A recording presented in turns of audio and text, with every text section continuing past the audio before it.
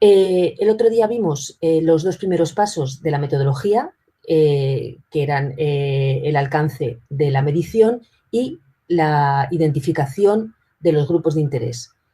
Bien, en este caso vamos a pasar al paso 3, que es elaborar un mapa de impacto. Cuando hablamos de elaborar un mapa de impacto, estamos hablando también de, lo podéis encontrar de otras maneras, elaborar el marco lógico del proyecto, pero bueno, realmente de lo que vamos a tratar ahora es de, en cierto modo, dibujar o estructurar los cambios que se van a producir o los cambios que esperamos genere el proyecto en cada uno de los grupos de interés. Como acabo de comentar en el caso anterior, en el paso número 2, nosotros habíamos hablado de identificación de los grupos de interés y también uno de los subpasos dentro de esta parte de la metodología es identificar los objetivos de cada uno de los grupos dentro del proyecto. Cuando pasamos a elaborar el mapa de impacto, como ya tenemos los grupos de interés identificados, reajustamos esos objetivos. Es decir, ya vamos a empezar a intercambiar opiniones o intercambiar percepciones con los distintos grupos de interés y vamos a ver si esos objetivos que nosotros esperamos generar con nuestro proyecto para cada uno de los grupos de interés son acertados o no son acertados. Lo primero que tendríamos que hacer entonces es reajustar esos objetivos que nosotros hemos previsto de manera independiente o de manera aislada y una vez que realicemos estos intercambios de información con los grupos de interés, ver si podemos ajustarlos, si estábamos acertados o no estábamos acertados o tenemos que modificar alguno de estos objetivos. Bien, tenemos los objetivos identificados para cada uno de los grupos de interés. Ojo, porque cuando elaboremos el mapa de impacto, nosotros lo que vamos a hacer es como desestructurar cada una de las partes del mapa de cambio para cada uno de los grupos de interés. Entonces, todo esto que os estoy contando lo vamos a hacer para cada uno de los grupos de interés que hemos identificado previamente y que hemos acordado que vamos a incluir dentro del análisis. Para cada uno de los grupos de interés ajustamos objetivos, identificamos las actividades que vamos a necesitar realizar para alcanzar esos objetivos para cada uno de estos grupos de interés y también los inputs o entradas de recursos que vamos a necesitar o recursos que vamos a necesitar afectar a cada uno de estos grupos de interés. Es decir, tenemos las actividades establecidas o identificadas, pero también necesitamos entender o ajustar los recursos que vamos a necesitar para alcanzar esos objetivos del proyecto y para cada uno de los grupos de interés. Una vez que tenemos claros también los recursos o inputs que vamos a necesitar, identificamos los outputs para cada uno de estos grupos de interés. Es decir, cuando hablamos de outputs, estamos hablando de resultados cuantitativos. Lo hablamos el primer día y nosotros con cada uno de los proyectos vamos a esperar obtener unos, vamos a llamarlos resultados cuantitativos, outputs, productos que podemos contabilizar generados por el proyecto para cada uno de los grupos de interés y esos outputs, que son resultados cuantitativos, nosotros tenemos acto seguido que computarlos en resultados de cambio. Es decir, cuántos de esos resultados cuantitativos o cada uno de esos resultados cuantitativos va a generar unos cambios, unos resultados de cambio, tanto positivos como negativos, para cada uno de los grupos de interés que estamos analizando. Bien. Os he mostrado una perspectiva general de este tercer paso, pero vamos a ir viendo cada uno de estos subpasos por separado. Cuando hemos hablado de ajustar objetivos, os lo he comentado hace un momentito, dentro de los objetivos que nosotros tenemos previstos, al intercambiar opiniones, al dialogar con cada uno de los grupos de interés de la manera que podamos o de la manera que tengamos establecida, nosotros vamos a ver que parte de esos resultados de cambio que nosotros esperamos vamos a conseguir con nuestro proyecto, pues los grupos de interés tienen una percepción o tienen una medida diferente de la que nosotros tenemos. Necesitaremos ajustar esos objetivos en función de lo que nos digan los grupos, cada uno de los grupos de interés, y además vamos a ver que algunos de los cambios que nosotros esperamos obtener con nuestro proyecto sí que están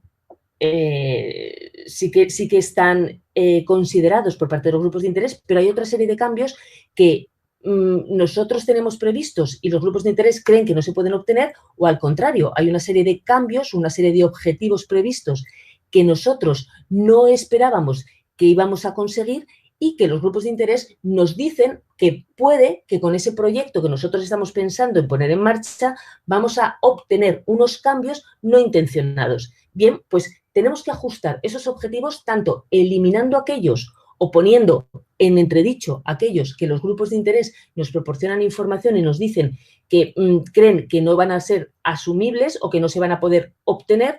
Y por otra parte, tenemos que incluir también aquellos objetivos que no teníamos previstos, pero que los grupos de interés en esa retroalimentación de información nos dicen, pues con este proyecto pensamos que uno de los posibles objetivos, uno de los posibles resultados de cambio puede ser este. Bien, como he dicho antes, una vez que tenemos claro los distintos objetivos para cada uno de los grupos de interés, objetivos previstos para cada uno de los grupos de interés, vamos a identificar las actividades que necesitaremos llevar a cabo para conseguir esos objetivos previstos. Las enumeramos claramente y para poder llevar a cabo esas actividades necesitamos involucrar unos recursos a ese grupo de actividades. Pues también tenemos que establecer o tenemos que identificar o tenemos que delimitar las actividades que vamos a conectar o que van a ser necesarias para poner en marcha, perdón, las actividades no, los inputs o recursos que vamos a necesitar incorporar al proyecto para poner en marcha esas actividades. Ojo, aquí si tenemos recursos que van a estar afectados a actividades diferentes y para generar cambios en grupos de interés diferentes, tenemos que tener cuidado de no hacer una doble contabilización. Entonces, podemos identificar las actividades, pero limitar o controlar perfectamente qué cantidad de esa actividad se atribuye o se incluye en un grupo de actividades y para un grupo de interés determinado y para otro.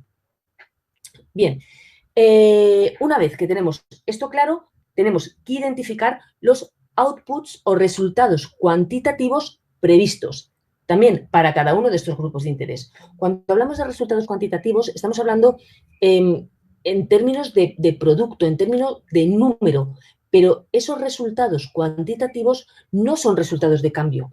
Es importante tenerlo en cuenta. Así, por ejemplo, si nosotros ponemos en marcha un programa de gestión de residuos o de gestión doméstica de residuos, ese programa va a tener unos resultados cuantitativos que pueden ser, por ejemplo, número de horas de formación dadas a familias o número de panfletos entregados a las casas o número de con charlas que se han dado en los colegios.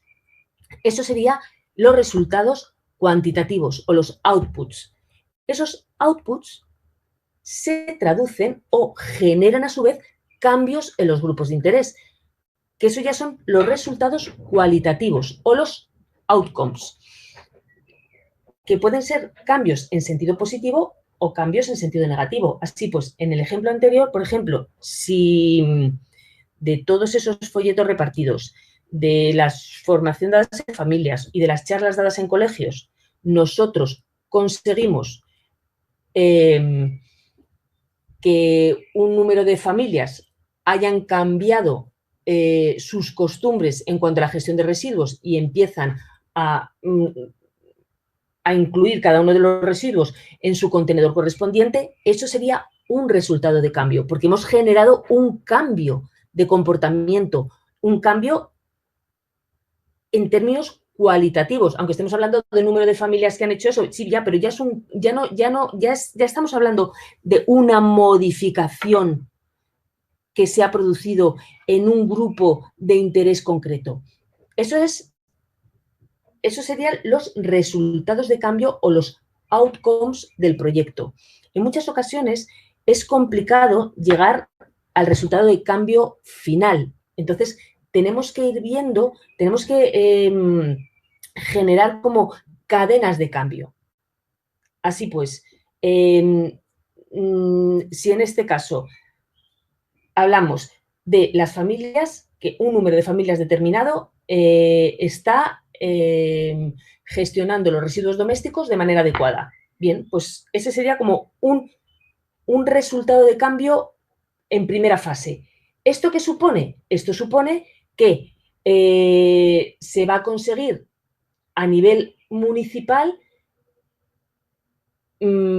controlar los residuos de mejor manera, porque vamos a conseguir poner los residuos en cada uno de los lugares correspondientes. ¿Y esto qué va a generar? Esto va a generar una mejora medioambiental, es decir, se trata de establecer una cadena de resultados porque no nos vamos a quedar en el primer resultado o en la primera idea o en el resultado inmediato que genera un proyecto, sino que en muchas ocasiones eso va más allá. De ese resultado conseguimos otro resultado. Entonces tenemos que ir estableciendo unas cadenas de cambio para ver cuál es el resultado de cambio final. Además de esto, a medida que nosotros vamos desarrollando este paso, tenemos que tener un intercambio con los grupos de interés que nosotros pensamos, a los que nosotros pensamos va a generar cambios.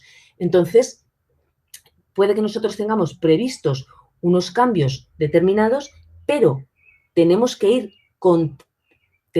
comprobando si esto es cierto o no es cierto con los distintos grupos de interés. De manera que esa información nosotros la volvemos a incorporar a nuestro análisis y vamos mejorando la cuantificación o la identificación de los resultados de cambio. Hay que tener claro también que, igual que en el caso anterior, cuando hemos hablado de los outputs y las actividades, no podemos duplicar cambios o no podemos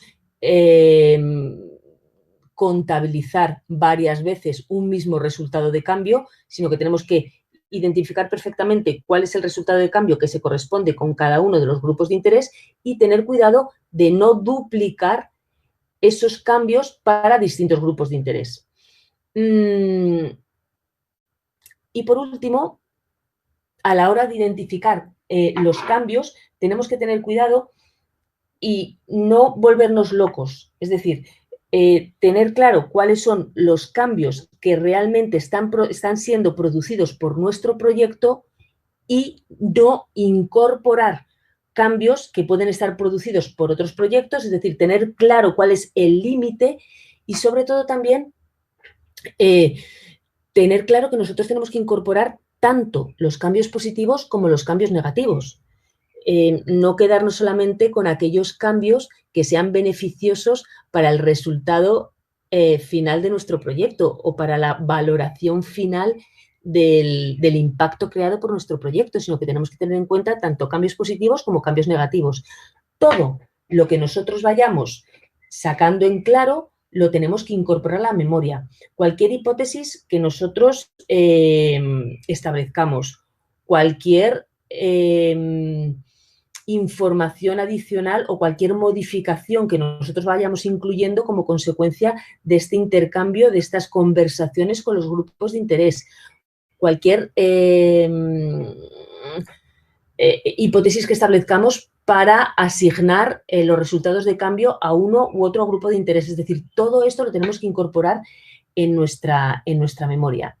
De manera que al final vamos a terminar construyendo como una estructura, un dibujo pero un dibujo con contenido en el que vamos a describir la teoría del cambio, es decir, la cadena de eventos para cada uno de estos grupos de interés y en relación con todas las actividades que se han puesto en marcha para llevar a cabo el proyecto en cuestión. Con esto yo creo que queda todo dicho, o por lo menos la parte conceptual de la metodología. No sé si que intervengas tú ahora directamente, Raúl, o si hay alguna duda sobre la teoría, que pregunte, no sé qué te parece. Bueno, si alguien tiene algo que comentar, veámoslo. Y si no, lo vemos después todo. ¿Me salgo de...? Sí. A ver. Bueno. Las manitas sabéis dónde está, con lo cual yo no veo manitas, supongo que es que no. Vamos al aterrizaje de todo esto en la práctica.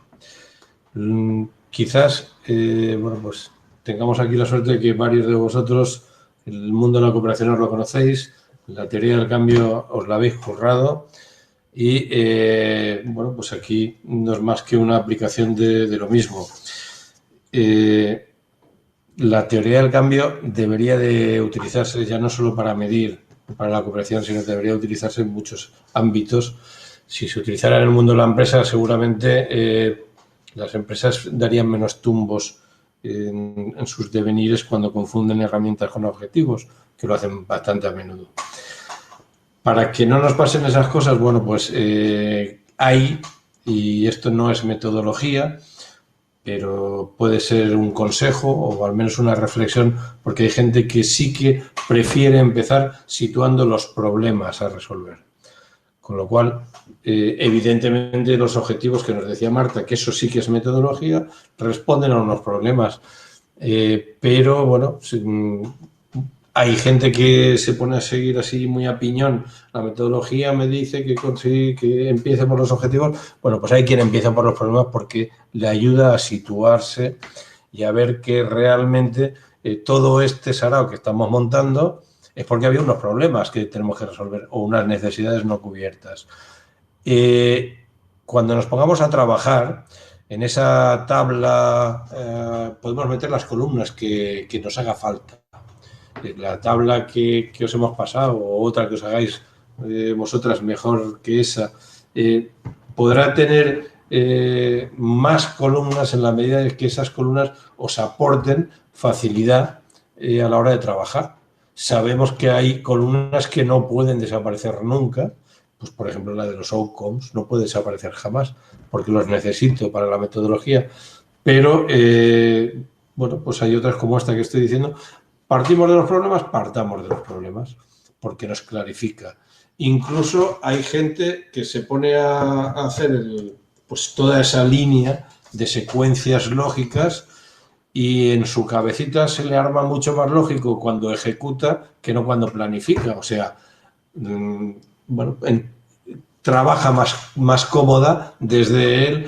Meto unos insumos, unos recursos con los que desarrollo unas actividades que me generan unos outputs que con ellos llego a unos outcomes. Y dices, hombre, eso lo entiendo mejor. Pues mira, es lo mismo que... Pero cuando planificas es al revés. ¿Por qué? Hombre, pues lo que no puedo es empezar diciendo me voy a gastar la pasta. Tendré que saber para qué me voy a gastar la pasta. Por eso empiezas por los objetivos. De ahí tienes los resultados, los outcomes, tienes los outputs, tienes las actividades y tienes los inputs. Entonces, bueno, volvemos a la operativa de curro. ¿Tú lo ves más claro en la ejecución? Pues háztelo en la ejecución y luego dale la vuelta porque evidentemente no empezamos gastando sin saber dónde.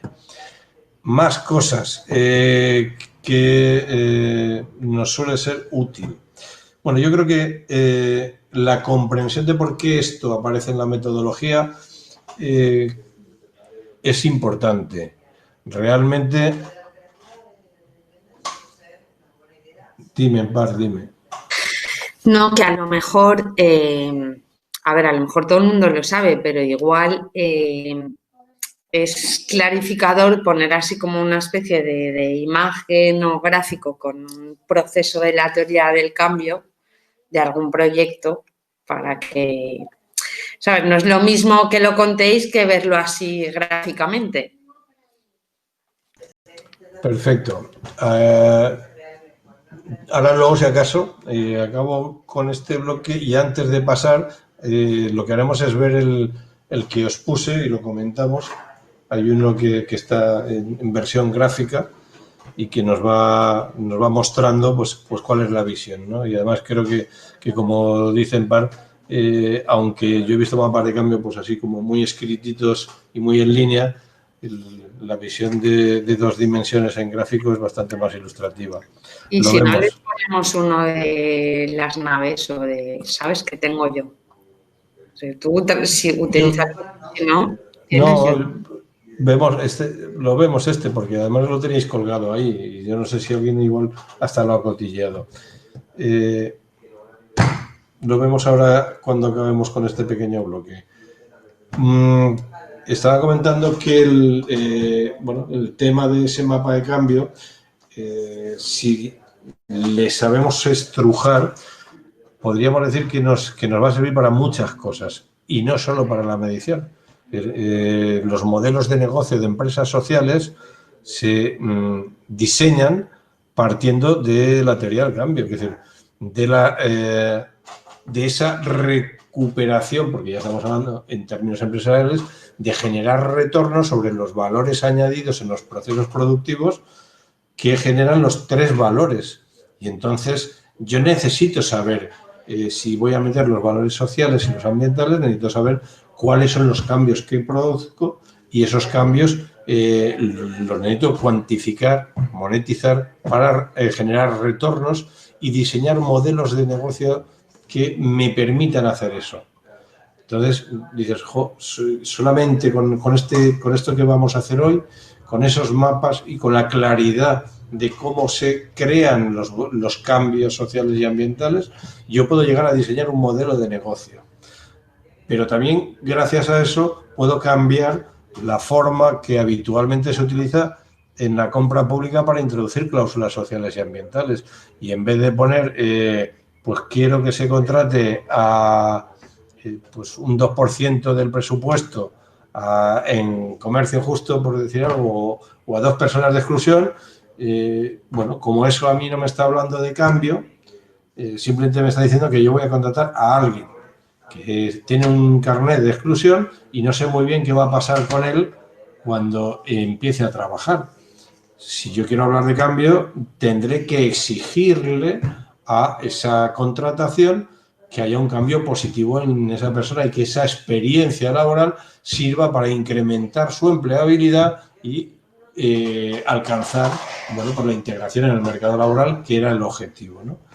Entonces, hemos ido al cambio, no nos hemos quedado con el output. El output sería, tengo un contrato, ¿ya? Y pues yo creo que ya comentamos que en esos contratos podemos generar costes, podemos generar efectos negativos. Y si lo que controlamos es el contrato y no el cambio en la vida de la persona, pues evidentemente esa cláusula social nos sale el tiro por la culata y acabamos de generar un problema donde queríamos poner una solución. Y eso nos viene también de ese proceso de llegar a la estructura de cambio. También para la planificación en la creación de los valores sociales y ambientales es muy importante tener claro todo este proceso de cambio. Como veis, no os estoy hablando de medición. ¿Por qué? Pues porque la medición no es más que una herramienta al servicio de una cosa que es crear valor social y valor ambiental y poderlo gestionar.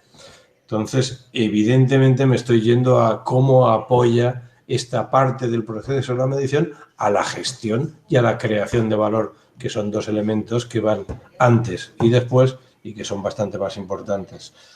Es interesante también esto, ¿para qué? Pues nos sirve para tener claridad del objetivo y creo que es más común y somos muy hábiles las personas para perder el objetivo y convertir la herramienta en objetivo. Y entonces hacerlo fatal. Evidentemente, si yo tengo clara la separación entre el output y el outcome y sé a dónde tengo que ir, en el caso de que no preserve la búsqueda del outcome, ya no es porque no tenía información ni por desconocimiento, sino porque he decidido no hacerlo. ¿De qué estoy hablando? Pues estoy hablando de pues eso, una empresa de inserción sociolaboral que de repente, bueno, pues lo de la inserción sociolaboral se convierte casi en un apéndice porque lo que hay que defender a muerte es la empresa, porque si no hago viable la empresa no pago los sueldos. Dices, no, ya, es que eso también pasaba al principio, evidente, es que eso es la herramienta y tiene que funcionar perfectamente para que yo pueda hacer integración social. Pero lo que no puedo hacer es llegar al momento de decir, pues vamos a despedir a los de exclusión porque no son productivos y nos hacen perder dinero. Y eso lo hemos vivido.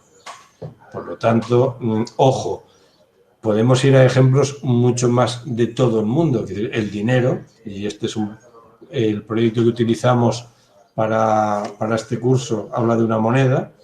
El dinero es una herramienta para el intercambio maravillosa, muy bien parida, y que genera un flujo entre las personas de intercambio muy interesante. Cuando el dinero deja de ser herramienta y se convierte en objetivo y tiene valor en sí mismo, se llama especulación y a partir de ahí la hemos liado parda.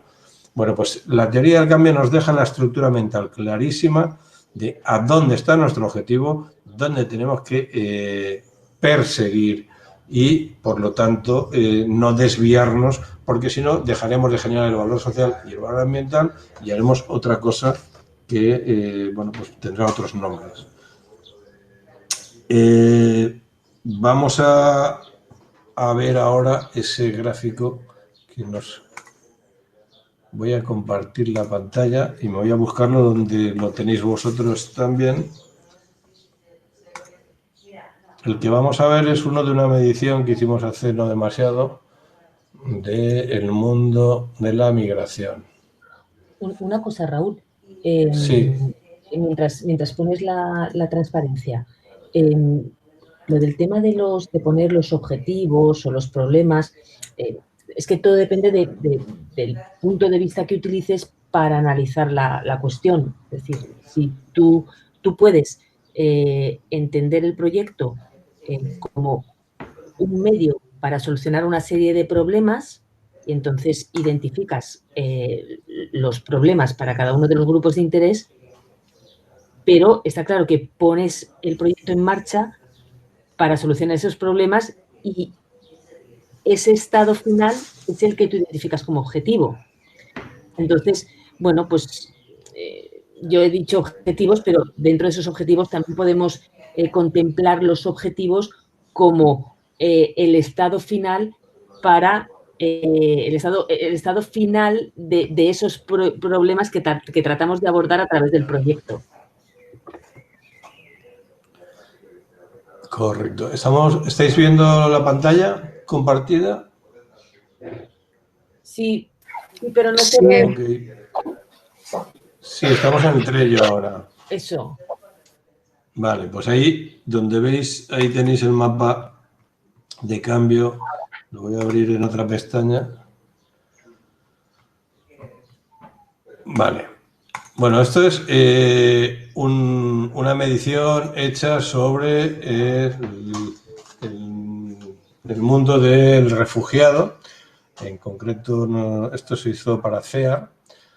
Y esto es, pues eso, una visualización gráfica del mapa de cambio por los grupos de interés seleccionados. Evidentemente, aquí no están todos los grupos de interés.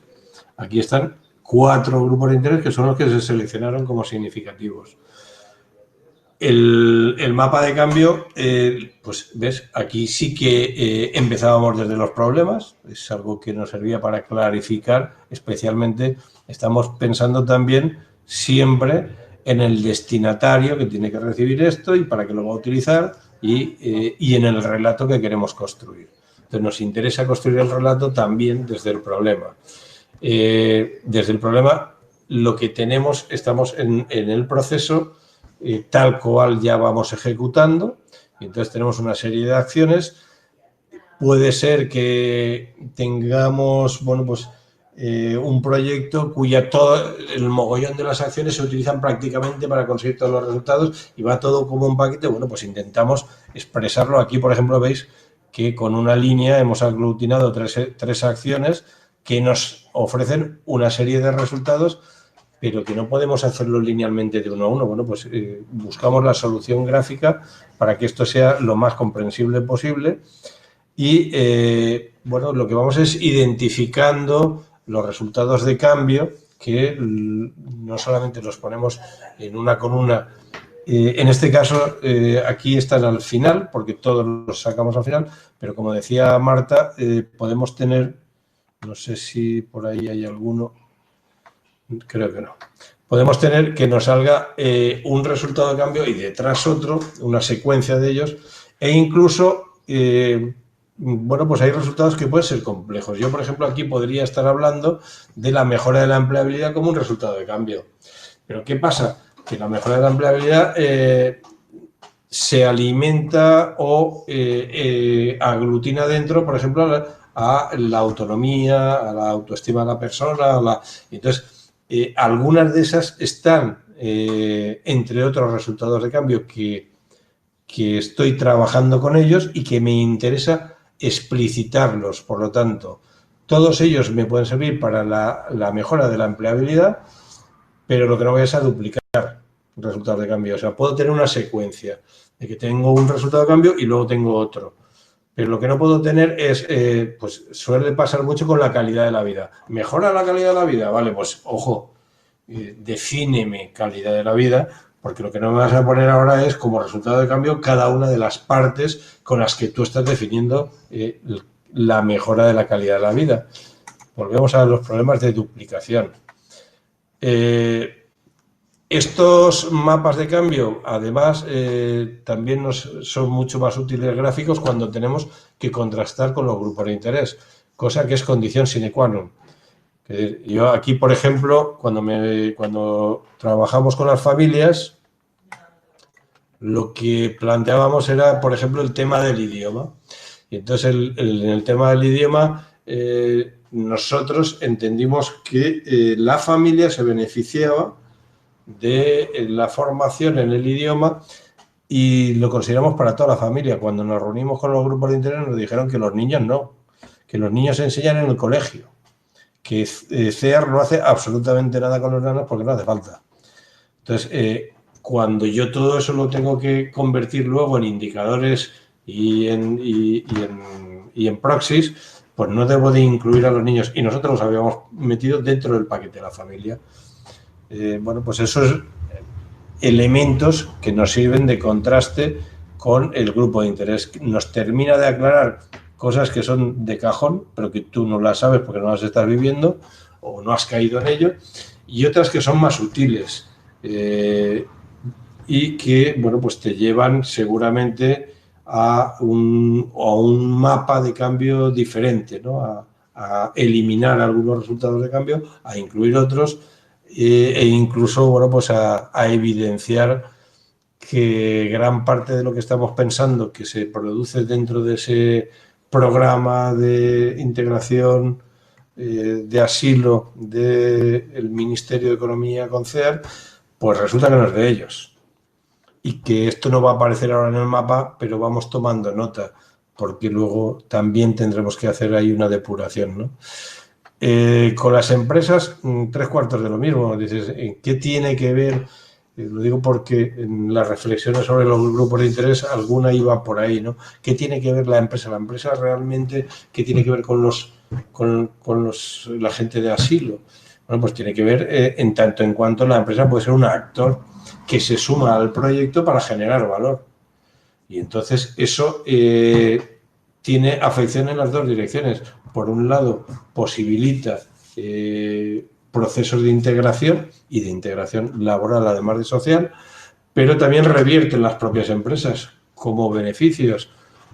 Por lo tanto, un actor que en principio se solía dejar casi de soslayo, que era la empresa. Bueno, en este caso se consideró que la empresa era clave, y más cuando las entidades tienen procesos pues, de formación dual o de enclaves laborales. Bueno, son palabras muy del mundo de la integración laboral, que vienen a decir la empresa se ha implicado en el proceso y está no solo contratando a alguien, sino que está acompañando el proceso de creación de valor. Por lo tanto, bueno, pues tenemos ahí a la empresa como un actor importante. Y luego la administración, que también nos ha salido en varios de vuestros comentarios de, bueno, ¿y en verdad hasta qué punto es si solamente ponen la pasta o...?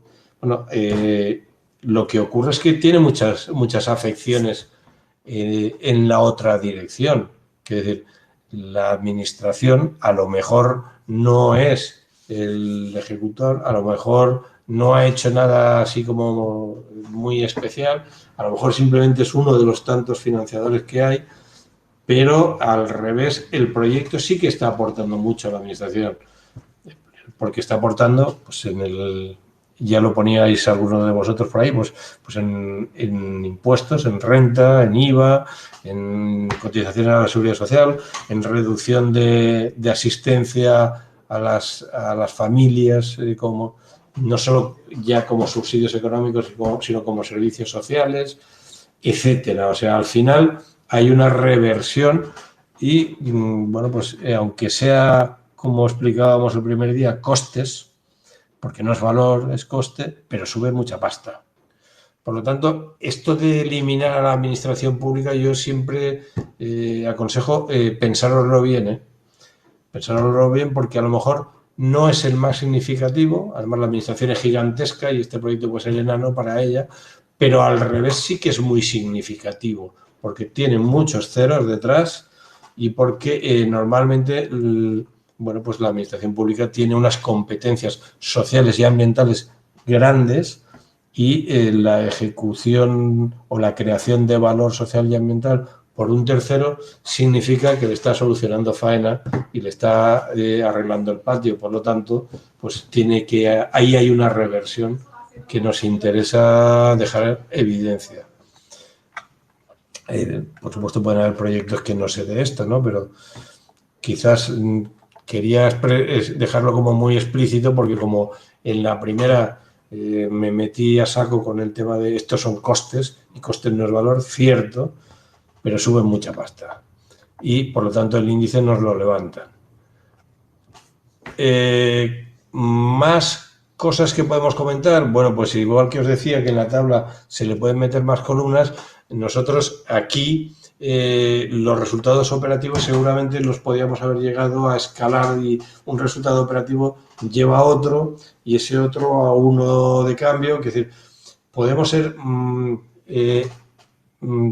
trabajar con más distribución de los resultados en el tiempo como proceso o menos en función de lo operativo y clarificador que pueda ser. Cuando hicimos nosotros este gráfico nos íbamos cara a los grupos de interés y nos pareció que era más importante la claridad que la exactitud del proceso y si no, pues las familias, los beneficiarios y demás se nos iban a hacer un lío y seguramente no acabaríamos teniendo la percepción de lo que ellos entienden que se ha generado desde el proyecto. Bueno, ¿alguna cuestión, alguna pregunta? A ver, que me vuelva...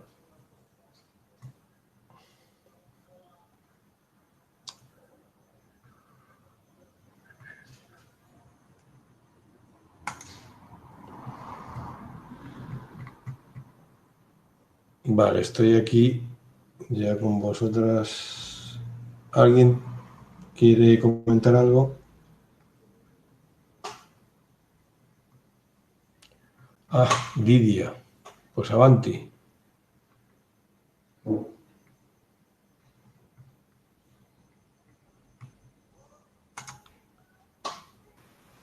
Hola, Raúl. Sí. Vale, no había levantado la mano, pero aprovecho, ¿vale? Ah, pues era un saludo ahí Era un saludo. en el chat. Bueno, pues... Pero aprovecho que lo he cogido. porque no me ha quedado muy claro y creo que es importante para poder seguir el tema de los grupos involucrados, ¿no? Y cómo elegirlos exactamente. Porque he visto ahí en comentarios, por ejemplo, el tema de familias y comercios pequeños. ¿Los consideramos, no los consideramos? ¿De qué manera? Vamos a ver, las familias son un grupo de interés y lo único que tenemos que tener es cuidado con la duplicidad. Es decir, una familia puede tener, puede haber una generación de valor sobre esa familia que solo se produce sobre el conjunto de la familia y puede haber otro como es, se incrementa la renta de la familia que es coincidente con el se incrementa la renta del que ha sido voluntario. Si el que ha sido voluntario es un miembro de la familia, lo hemos duplicado. Por lo tanto, si solo vais a coger el incremento de renta y ya está en el que es voluntario, no pongáis la familia. Vale. Pero no porque no sea un grupo de interés, sino porque solo estás viendo en la familia el incremento de la renta y ya lo habías puesto. Pero, por ejemplo, Ahora, si hay familias que no tienen voluntarios, ¿eso sí que las juntaríamos? Familias que no tienen ningún tipo de generador de moneda según el proyecto, que son los voluntarios los que incrementan el conocimiento y los que emprenden con empresas sociales, esas familias en principio no son generadoras de valor y tampoco son receptoras de la moneda. Entonces, ¿a esas familias les afectará el proyecto? Directamente no. No. Indirectamente, pues esto es... ¿No habría como un efecto indirecto de mejora también o de posibilidad de impacto que no estemos considerando para el resto de familias? Eso es, vamos, como iba a acabar indirectamente, igual que cuando pues eso, la economía está hacia arriba, está ascendiendo, pues todo es más fácil para todos. Entonces, evidentemente, si el barrio como un grupo tiene más recursos, al final eso va en beneficio de todo el barrio. Se podría coger eso, igual que si hablamos de comunidad y lo enfocamos desde ahí. Y decimos, pues mira, no lo ponemos desde ahí, sino que hablemos de la comunidad, pero no hablamos del incremento de renta, no hablamos de los nuevos comercios, porque todo eso lo vamos a medir cada uno en su cajón. Podemos medir, pues eso, los ecos. De hecho, en los números de la tabla hay un incremento de la venta que es superior al incremento de moneda. ¿Por qué? Pues porque también puede haber un efecto positivo sobre la venta en euros. Es decir, yo puedo estar atrayendo a gente que antes no venía a mi comercio gracias a la moneda y también se llevan cosas que no pagan con moneda, sino que pagan con euros. Y eso es un efecto indirecto, bueno, es directo del proyecto. Y ese podría afectar también al resto de la población, pues claro que puede afectar. Quizás lo único es que en la magnitud es mucho menor y en la selección de los grupos de interés no solamente seleccionamos los que de verdad son grupos de interés y que afectan o se ven afectados, sino aquellos que son significativos. ¿Y por qué? Porque medirlos cuesta mucho tiempo y tiempo es dinero. Entonces, ahí tenemos que siempre la balanza de la, pues eso, de la racionalidad económica. No nos gastemos más dinero en conseguir una información que rendimiento va a tener el resultado de esa información. Si es una cosa residual, igual, bueno, si la información está muy fácil y a golpe de clic, juguemos con ese grupo también. Si requiere una investigación, encuestas en el terreno y demás, piénsatelo antes, porque no es significativo y te cuesta mucho recoger esa información. Vale. Eso con respecto a las familias. Yo con respecto a los comercios, ahora los comercios son actores del proyecto, directamente. Entonces, los grupos de interés externos son... os lo voy a explicar desde un ejemplo que es más sencillo de entender, pero es lo mismo, es la misma causalidad.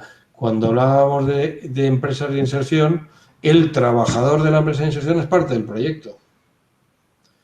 El rendimiento que llegue a la familia es la parte física, personal, no de trabajador, de las afecciones. O sea, yo como persona física, fuera de mis 8 horas de trabajo, tengo un resultado que me llevo, que es un salario. Entonces, desde ahí, yo sí que tengo un grupo de interés, que es las personas que son trabajadoras, pero no como productoras dentro de la cadena de producción, sino como destinatarias de la renta y del aprendizaje y de cosas que se lleva la persona fuera de la empresa. Aquí es lo mismo, es decir, el comercio es parte del engranaje. Ahora, yo puedo estar hablando del comercio en tanto en cuanto pues también se generan unos beneficios sobre ellos, beneficios económicos que revierten en el comercio, en tanto en cuanto incrementa la cartera de clientes, en tanto en cuanto, bueno, pues hay una serie de elementos que sí que puedo tener en cuenta y que no son parte de la máquina, o sea, no es el trabajador dentro de sus 8 horas de trabajo. De hecho, los comercios, en verdad, dentro del proyecto son una parte pequeña de la gestión, porque apoyan la gestión de la moneda. No es como el caso de los trabajadores de empresas, que os lo he puesto porque es mucho más claro y obvio, ¿no? Las 8 horas de trabajo, esas no son, porque son parte del proyecto. Vale.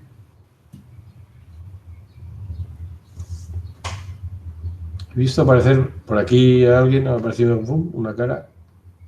¿Eso era porque querías decir algo o se ha ido el dedo? No, Raúl, yo creo que era Vicky porque querría decir a lo mejor que se tenía que ir, que tiene una cita médica. Ok. Bueno, ¿hay alguien más que...? Vamos a ponernos los deberes de lo que viene ahora. Hay que hacer los mapas de cambio de todos los grupos de interés. Hoy no nos da tiempo de hacer los de todos los grupos, los que no nos los llevamos de deber. Entonces, primero hay que seleccionar quien no lo haya hecho ya, esos grupos de interés. Si cogéis toda la retahíla que hay en alguno de los casos, bueno, vais a necesitar mucho, y no hablo ya de la formación, sino en el caso real de que esa medición se hiciera, vais a necesitar muchos recursos para hacer una medición sobre tal cantidad de grupos de interés que muchos de ellos no son significativos, otros se pueden acumular e incluso poner también el chip de la información como la tengo. Porque yo puedo querer separar, como decía antes, tipos de comercios, pero si no tengo la información disponible de esa manera, pues me estoy metiendo en un berenjenal. Entonces, primer paso, quien no haya hecho la selección de grupos de interés, hacerla zumbando. Con los grupos ya solo los que van a análisis, hay que hacer un mapa de cambio y vamos a estructurar todo el proceso porque queremos llegar a los resultados de cambio.